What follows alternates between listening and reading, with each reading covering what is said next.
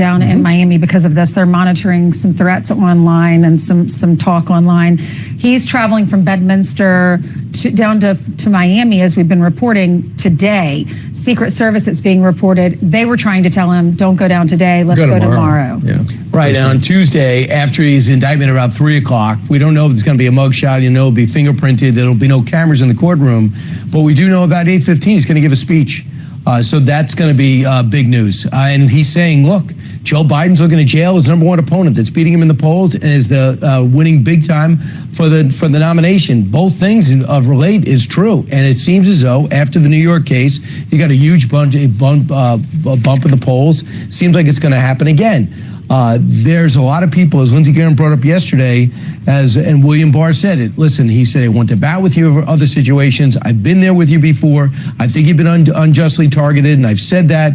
But this case, there's a lot there. Lindsey Graham says it might be true. There's a lot there. But people have shut off ever since 2015, seeing from the day he won and the Russia investigation, trying to delegitimize him, what happened after 2020, the doubts people had about the election. And now you hit him with the indictment with Alvin Bragg, which is a farce.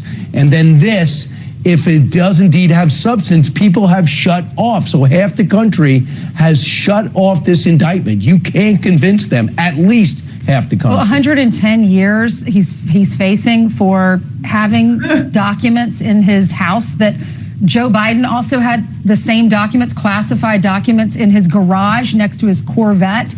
And Hillary Clinton is bleach bidding and using hammers to destroy her evidence.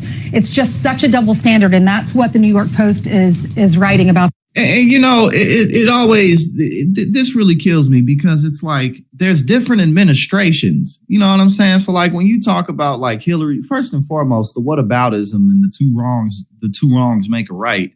It's incredibly childish and stupid because it's like, you people could just find another champion other than Donald Trump. You could just move on. That is a possibility. There's no need to even talk about, the documents that Joe Biden had. Who cares? Whoever's guilty for whatever crimes that they did, they should face the consequences of it. But it's not like this is the only, this is the second indictment on Donald Trump, twice impeached, plus everything else that he's done in his life in terms of criminality. But also, too, there's different, whoever's the attorneys general, it's not always the same person. Whoever the defense attorney in this city or that city, it's never the same person. These people get elected or they get appointed. So it's like you're not even really saying anything when you do this. This morning, here's the headline. What about the Bidens? Trump was indicted, but what about the Bidens? And it talks about the Corvette and his garage and just the double standard. And that's what Lindsey Graham was focusing on. Yeah, he might have done something wrong. He should have returned these documents when asked about it. Right. Never should have taken them. But neither should the former vice president. Neither should have Joe Biden. Joe Biden was a vice president and maybe a senator when he had some of these documents. Right. Absolutely. To a lot of people, it looks like there's an uneven standard of justice. For the Republicans, luckily, the Republicans in the oversight and judiciary are looking into it.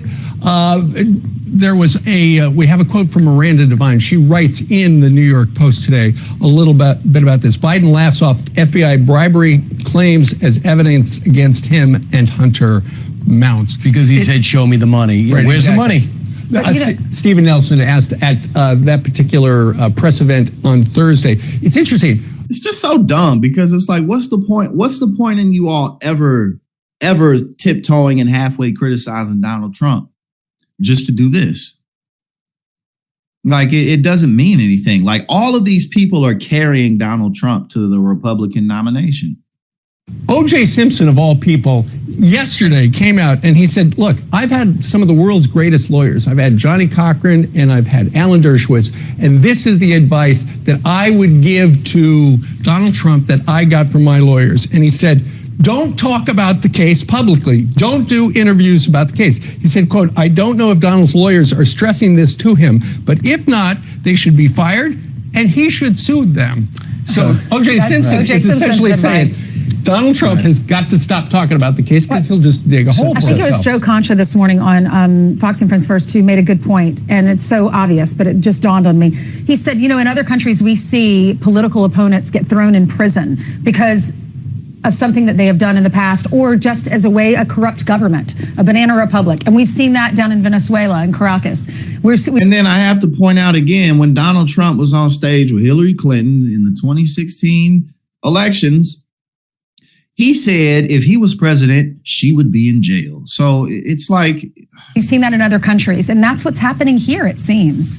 Andy McCarthy, who said if half of this is true, the president's in real trouble. He also said Jim Jordan should demand, as chairman of the Oversight Committee, an update on what's happened with Joe Biden.